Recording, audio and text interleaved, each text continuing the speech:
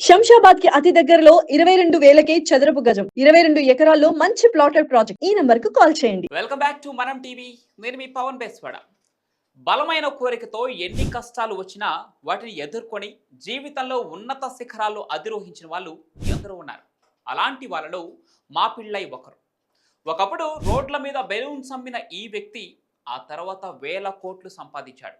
1922లో కేరళలోని క్రిస్టియన్ కుటుంబంలో జన్మించినటువంటి మమ్మన్ మాపిల్లై డిగ్రీ చదువుకునే సమయంలోనే తన కుటుంబం రోడ్డున పడింది. చెన్నైలోని తన కాలేజీలో నేలపై పడుకోవాల్సిన పరిస్థితి వచ్చింది. అయితే ఈ కష్టాలని అధిగమించాలి అని మనస్సులో మాపిల్లై బలంగా అనుకుంటే ఉండేవాడు. కష్టాల మధ్యనే డిగ్రీని పూర్తి చేశాడు. చదువు పూర్తయ్యాక చేతిలో రోడ్లపై టాయ్ బెలూన్స్ అమ్మటం మొదలుపెట్టాడు.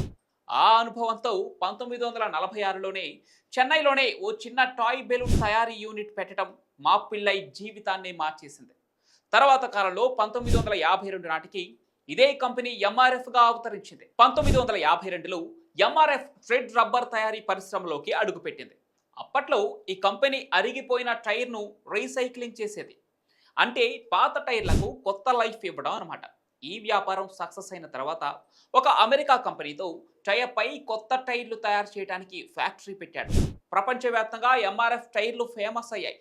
బొమ్మ బెలూన్లు ఉత్పత్తి చేసే చిన్న షెడ్ నుంచి టైర్లు తయారు చేసే పవర్ హౌస్గా కంపెనీ పరిణామం మాపిల్లై దూరదృష్టి వ్యవస్థాపక స్ఫూర్తికి నిదర్శనం.